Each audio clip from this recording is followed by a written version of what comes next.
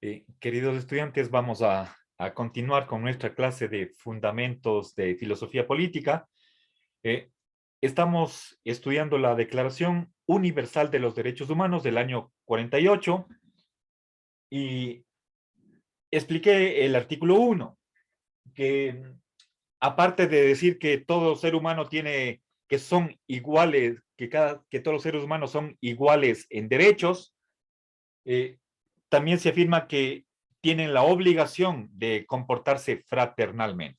Como ya lo decía la, a ver, para no equivocarme, esta idea de la obligación de un tratamiento fraternal está en la Constitución de la República, de la Segunda República Francesa de 1848 y también en el proyecto de Constitución francesa de 1946. Y recuerden, por supuesto, que los tres valores consagrados por la Revolución Francesa eran libertad, igualdad y fraternidad. ¿Sí? Bueno, a ver.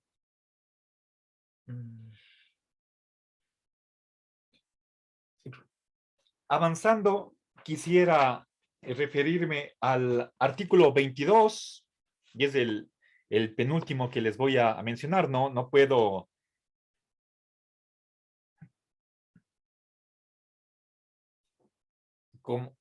referirme a otros artículos que sería deseable, pero por falta de tiempo tengo que eh, hacer una selección muy drástica. El 22 dice lo siguiente: toda persona como miembro de la sociedad tiene derecho a la seguridad social y a obtener, mediante el esfuerzo nacional y la cooperación internacional, habida cuenta de la organización y los recursos de cada Estado, la satisfacción de los derechos económicos, sociales y culturales, etcétera. Y bien, veamos por qué es importante este artículo.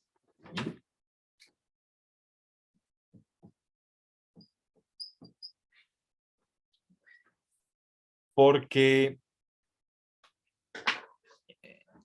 a ver, por lo menos dos razones. En primer lugar, se está diciendo un fundamento de los derechos económicos y sociales, ¿sí? Por ser miembro de la sociedad, ¿sí?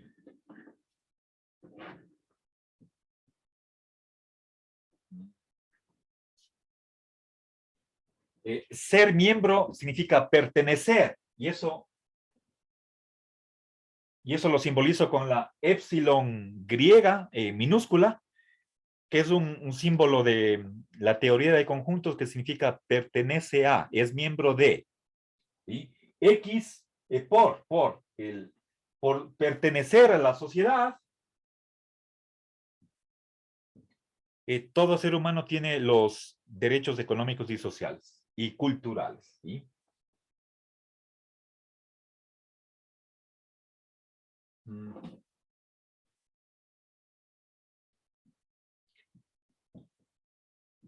Normalmente se suele abreviar de esta manera: derechos económicos, sociales y culturales, con este fundamento de la pertenencia a la sociedad. ¿Sí? Bueno, habla de tener derecho a la seguridad social y a obtener la satisfacción de los derechos económicos, sociales y culturales. Pero segunda razón, entonces aquí, este es un fundamento, ¿sí? Así como acá, ¿sí? La razón para tener esta obligación de fraternidad era la razón y la conciencia, ¿sí? Acá esto es fundamento de los derechos económicos y sociales, la pertenencia a la sociedad. ¿Sí? Bien, dice, mediante, a ver, la satisfacción de los derechos. Satisfacción de los derechos. Eso nuevamente se refiere a la efectividad. ¿Sí? Aquí nuevamente regresamos a lo anterior. Dice, mediante el esfuerzo nacional y la cooperación internacional. Dice, habida cuenta de la organización y los recursos de cada estado. ¿Sí? Entonces, para la satisfacción de estos derechos, se responsabiliza a las naciones y a la comunidad internacional. Y nuevamente, esto que ya estaba indicado en la proclama, se vuelve a insistir en el artículo 22. Bueno, el otro artículo que es importante es el 25. Hay dos numerales. El primero dice, toda persona tiene derecho a un nivel de vida adecuado que le asegure, así como a su familia, la salud y el bienestar. Y en especial, la alimentación, el vestido, la vivienda, la asistencia médica y los servicios sociales necesarios. Tiene asimismo derecho a los seguros en caso de desempleo, enfermedad, invalidez, viudez, vejez y otros casos de pérdida de sus medios de subsistencia por circunstancias independientes de su voluntad. Bueno, derecho a nivel de vida adecuado y bienestar. Bien. Ok. Finalmente, quiero pasar al artículo 30, que es el último, ¿sí? Que nos dice, les leo, nada en la presente declaración podrá interpretarse en el sentido de que confiere derecho alguno al Estado, a un grupo o a una persona para emprender y desarrollar actividades o realizar actos tendentes a la supresión de cualquiera de los derechos y libertades proclamados en esta declaración. Esto es lo que podemos llamar un candado, es el cierre, de que no se nos reconoce el derecho de anular uno de los derechos que estén en esta declaración. O sea, yo eh, puedo entender que por este último artículo nadie tiene derecho a revisar este articulado. Entonces, se está diciendo que esto es algo intocable, algo sagrado, en este sentido de intocable. Si no hay derecho para modificar esta declaración, entonces está prohibido. Está prohibido el impugnar, cuestionar algunos de estos derechos, los que sean, a la totalidad, ¿sí? Bien, entonces eso por un lado significa que desde el bando comunista nadie puede protestar contra el derecho a la propiedad privada. Y también desde Occidente nadie puede irse en contra del reconocimiento de los derechos al trabajo, a una remuneración equitativa, a vacaciones pagadas, a la educación, etcétera, etcétera. Pero me parece que eso es demasiado restrictivo, incluso si es que el mero hecho de que yo critique este artículo 30, ya estoy extralimitándome, yendo más allá de las facultades que me da esta declaración. ¿Sí? Bueno, seguramente se podrían decir muchas otras más cosas de este importantísimo documento. No quiero desmerecer su valor, su grandísima importancia, pero ya han pasado, a ver,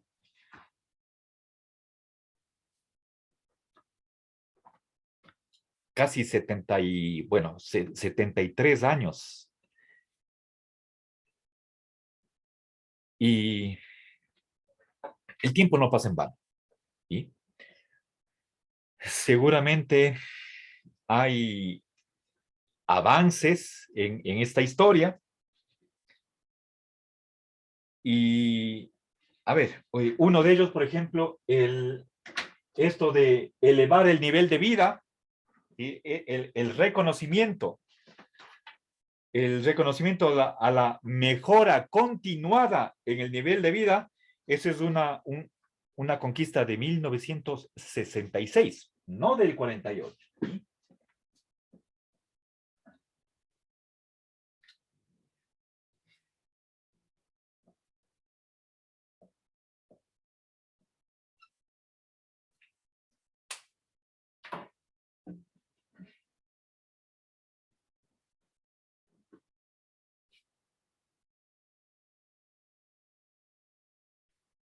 A ver, hay una declaración sobre el derecho al desarrollo del año 1986, ¿sí?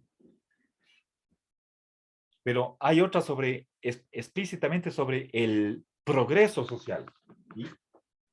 ¿Sí? Discúlpeme, les ofrecí que en el receso iba a revisar de qué fecha es esa declaración del derecho al progreso social. Les mandaré un mensajito por WhatsApp. Bueno, entonces, ¿qué conclusiones podemos sacar de esta brevísima visión histórica?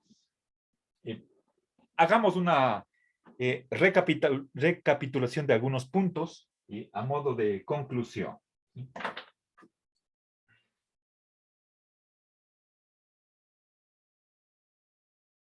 Creo que una de las más importantes es la de que ha sido el justnaturalismo la corriente filosófica, o más en concreto de filosofía del derecho, la que ha sido la que ha parido este reconocimiento, la que ha estado detrás de esta evolución jurídica, la que ha hecho que se cambie la conciencia pública, la mentalidad colectiva, para que se acepten derechos naturales, como está aquí, ¿sí? Fíjense, dignidad intrínseca. Es decir, nacemos con derechos iguales, nacemos con libertad. No es porque el gobierno nos dé, no es porque esté en la Constitución, sino que es algo congénito. ¿Sí? Gracias, Paulita. El, a ver, eh, entonces decía que el justnaturalismo ha contribuido para que se juridifique, se constitucionalice los derechos naturales del hombre. ¿Sí?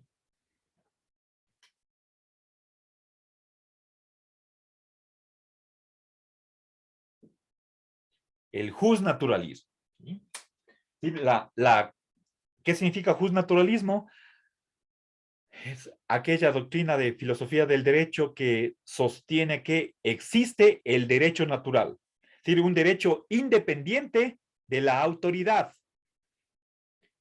un derecho que no depende de la voluntad absolutamente de nadie, ni siquiera de la de Dios,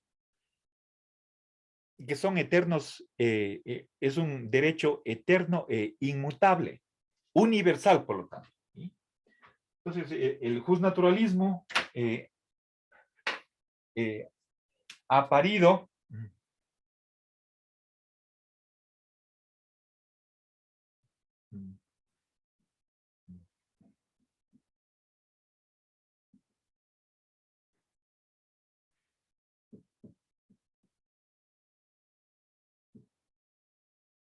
Bien. Y eso también las declaraciones, si fueron posibles, no todas ellas, pero una gran parte, gracias al derrocamiento de las monarquías y el surgimiento de las repúblicas. ¿Qué más? Eh, por otra parte, hemos visto el reconocimiento de la correlatividad entre derechos y deberes. ¿Sí?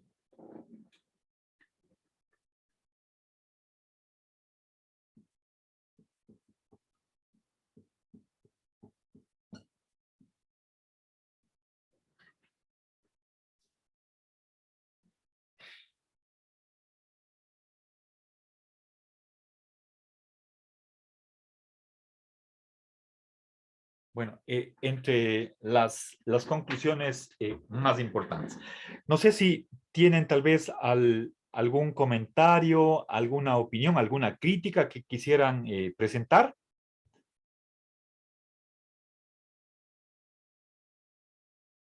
No. Bien. Bien, queridos estudiantes, ahora pasemos al segundo aspecto de nuestra subtemática presente y veamos a continuación la naturaleza de los derechos. Cuando hablamos de naturaleza, nos estamos refiriendo por lo general a la esencia, lo que responde a la pregunta de ¿qué es un derecho? Como los que hemos estado viendo hasta ahora. A ver, discúlpeme, quiero encontrar una pequeña lista.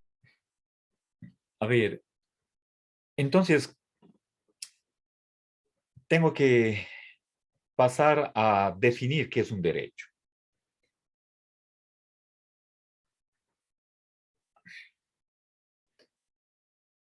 Ahora, para ello,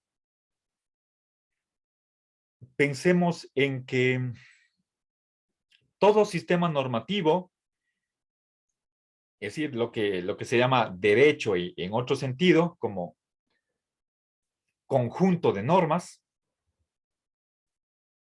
tiene tres elementos. ¿Sí? A ver, el,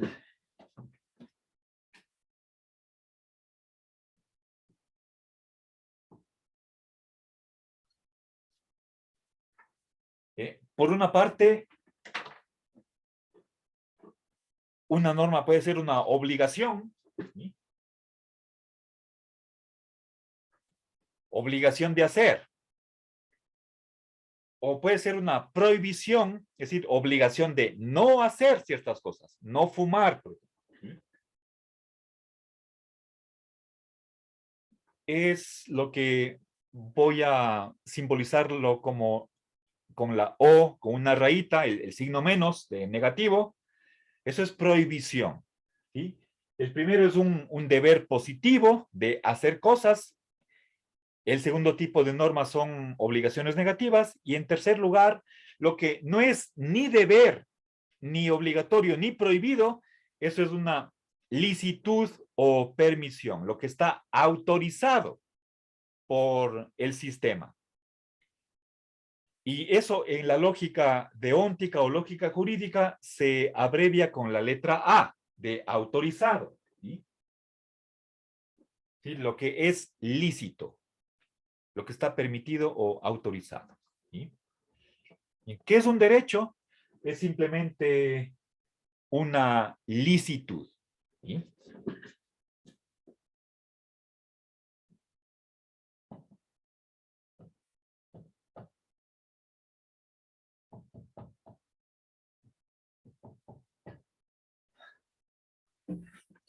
decir, algo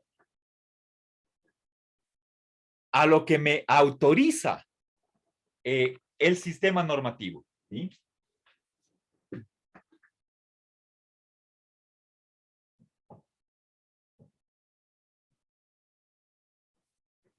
Es decir, el derecho me da una capacidad para tener o para hacer o para hacer cosas.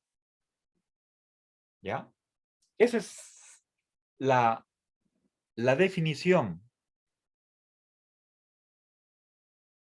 de lo que es un derecho. ¿Sí?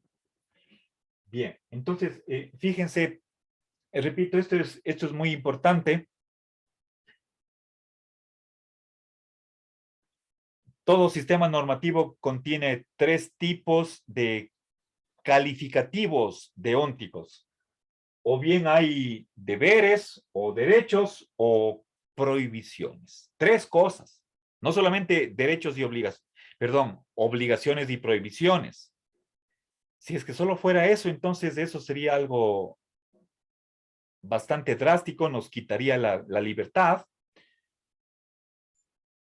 Tiene que haber una tercera condición, una tercera categoría o clase en la que podamos dividir las acciones. ¿Sí? Entonces, unas son obligatorias, otras están prohibidas, y hay una tercera que son las autorizadas. Esos son los derechos, ¿sí? Como definición. Obviamente, esto hay que tomarlo con la advertencia que quizás a estas alturas ya no hace falta hacerla, pero permítanme que insista. En filosofía, en una medida mucho mayor de lo que sucede en otras disciplinas, todo es discutible y por lo tanto también las definiciones. Entonces, eh, creo yo que esta definición que yo he dado es muy aceptable, respetabilísima,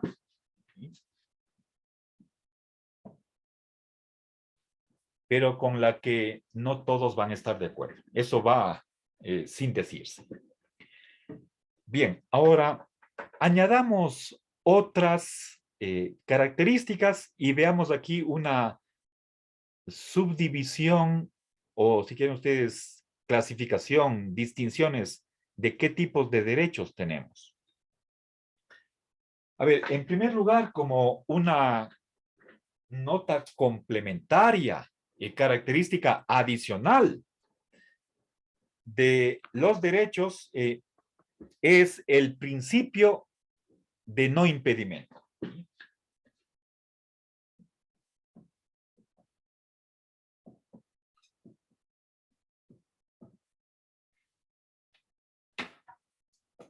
A ver.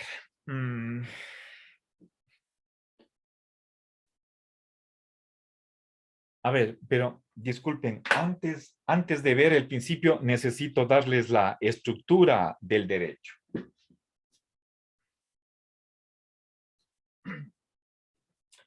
Sí, si quisiéramos hacer un análisis de lo que es el derecho, y ya pero digo, para avanzar en esta comprensión de lo que es un derecho, es útil hacer referencia a un análisis que presenta Alan Gewirth, ¿sí?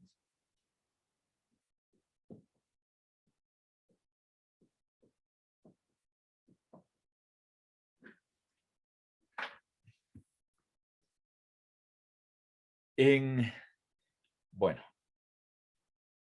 ya no recuerdo, es una antología de artículos escritos por este autor sobre la temática de los derechos. No es un texto, eso fue una obra posterior de él. A ver, seguramente es un texto ya antiguo, antes de los años 90. A ver, voy a mencionar 5 elementos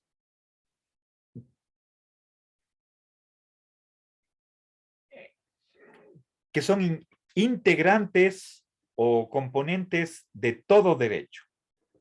Y fíjense que aquí no estoy hablando solamente de derechos humanos, sino que estoy a un nivel mucho más general. A ver, el S tiene derecho a O. Bueno, O es un objeto, o sea, frente a R. R es el respondente, y ya voy a explicar, frente a R en base a F. F es el fundamento, la razón por la cual tenemos derechos. Bien, aquí ese es el sujeto, el titular o el portador. ¿Quién tiene derechos? En la parte histórica nos hemos referido a derechos humanos, pero los seres humanos no son los únicos que tienen derechos. También se reconocen derechos de los animales. Piensen, por ejemplo, de las mascotas, o en general, como lo decía el artículo 22 de la Declaración de la ONU, eh, ahí hablaba de miembros de una sociedad. Y la humana no es la única sociedad. Hay miles de especies animales no humanas que son sociales, empezando desde los insectos como abejas, arañas, hormigas, hasta, bueno, pasando por las aves, mamíferos superiores, hasta llegar a los simios como chimpancés, gorilas, etcétera. Entonces, hay pingüinos, ¿sí? Hay cantidad de sociedades animales y en realidad esas sociedades serían imposibles si no hubiera reglas de comportamiento entre los miembros de esa sociedad. Reglas que están acá. Obligaciones, prohibiciones y derechos. ¿Sí? Ese es un derecho natural. No es que a nivel de las hormigas haya, o de un panal de abejas, haya una autoridad que se invente las reglas. No, esas reglas son puestas por la naturaleza. ¿Sí? No son decreto o resolución del producto de quien está en el poder. Por más que en un panal hay una reina, eso no significa que sea ella la que imponga ciertas reglas. No. ¿Sí? Bien.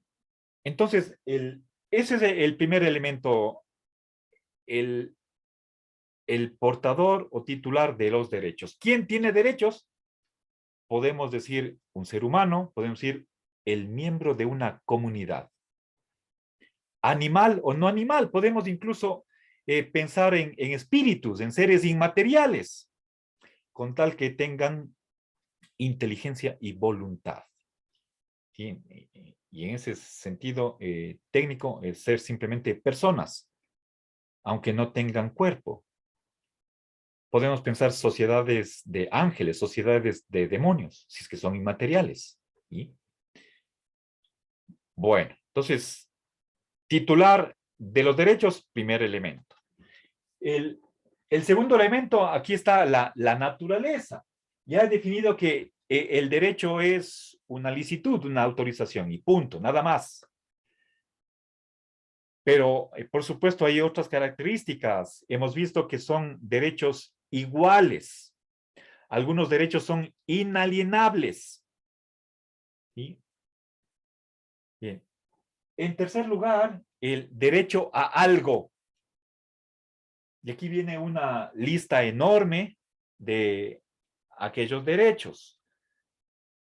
si nosotros pensamos en los derechos fundamentales, entonces tendríamos que enumerar agua y alimentación, vivienda, salud, educación, trabajo, seguridad social, entre otros. Y hay muchísimas otras cosas más, ¿sí? Derecho a la vida, a la libertad, etcétera. Bien, tercer elemento. Vamos al cuarto. Es frente al respondente. El respondente es aquella persona o el...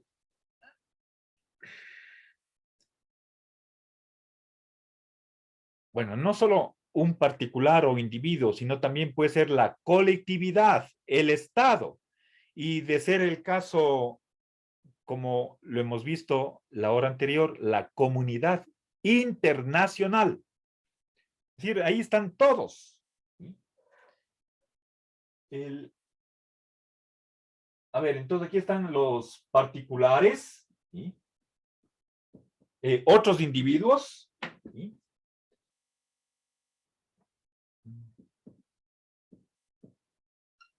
Está la sociedad o el Estado e incluso la comunidad internacional, ¿sí?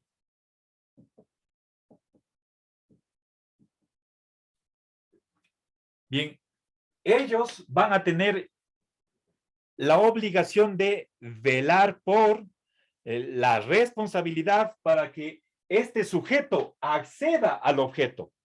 Recuerden que se hablaba de la efectividad, de la satisfacción de los derechos, que no queden simplemente como letra muerta en el papel y nada más. Y finalmente, el quinto elemento es el que me dice, ¿por qué tenemos derechos? Y hay que dar una razón, ¿sí? Una base, ¿sí? Y bueno, con esto, queridos estudiantes, voy a terminar, puesto que ya se me acabó la hora, ¿sí? Bueno, tal vez